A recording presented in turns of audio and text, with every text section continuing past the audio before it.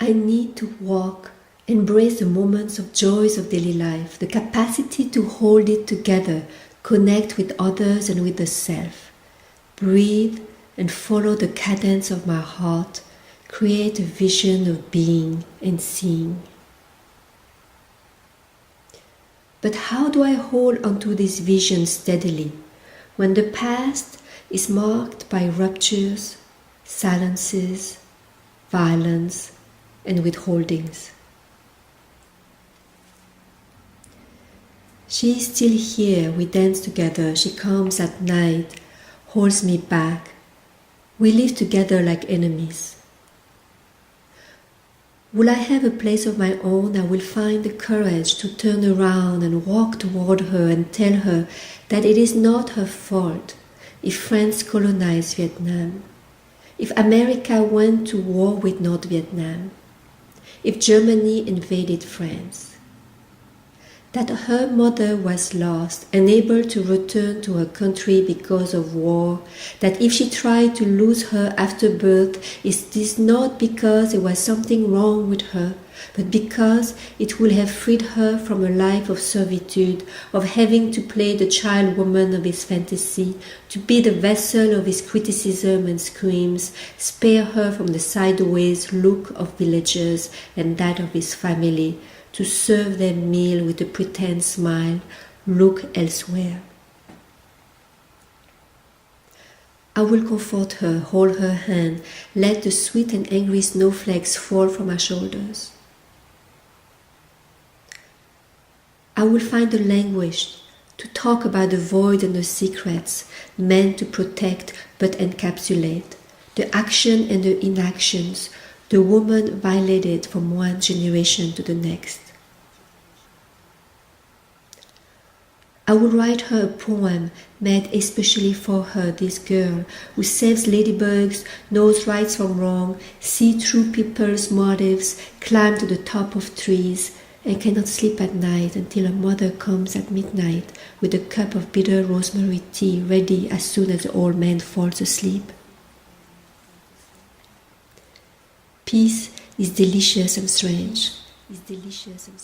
A story is only a story, but a story nonetheless, and once it is told, it won't return to the earth. It can become ghost, rock, or angel. Memory of the weight lingers. Mother's heart and soul were left in Vietnam, a country she could not return to because of war, shame, and poverty. Father's heart and soul were locked in France during World War I, sitting on his hill when he was 4 in a closet while an ambulance took his mother away, while his father was fighting in the tranchée. The trees, the flowers, and the insects were the ones that stayed behind for him. In his first love poem to my mother, he compared her to a beetle on a cabbage leaf. He offered to become her gardener without mentioning the fence he would build around her to protect him from the fears of being left alone. For years, they held tight to each other at the heart of a chou-fleur, comforted as long as the other did not move and did not breathe. I ran as soon as I could run, and I ran as fast as I could run. I imagined wind flowing in my hair, a better life, a better future where my thought and body will not be controlled, where I could be free and shine and find passions, a place where there will be no ghosts, will not hear my father's anger in his voice, did not ask permission like her without listening to the answer. I ran away through windows and doors, through fields, apartments and cities, from places where there were no me inside and where her story did not repeat. And each time I ran, I picked up flowers, flowers of guilt, of a little more confirmation that I did not deserve to live, carrying the bouquet of the mistakes, the inability to see outside of their burned self, their fears of death, where enemies slept together either by force or willingly, for reasons that did not coincide. When the people take over another, the offspring crushed in between. What happened when the first world enters the third world? In my silence, I do act and I do tell. My feet are not on the ground. My head is not in the cloud.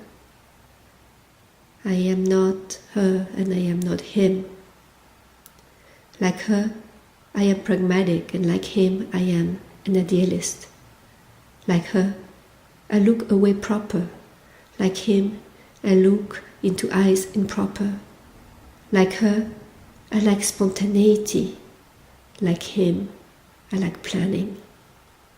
Like her, I submit, and like him, I dominate. Like her, I do as I please, and like him, I follow rules. And like them, I draw in my sleepless night a map of ethic. Forgiveness and trust are expensive. And like them, I have the luxury to leave the heart of the chauffeur. Outside, there is sun and there are storms, and there is much cleaning up to do. Today, I do not swallow myself and no one swallows me. I fill my days with tasks, like bricks stacked on top of each other. I built a home that is big enough for you and I here and there and you two over there, while being careful to not build only a wall. The danger of the familiar.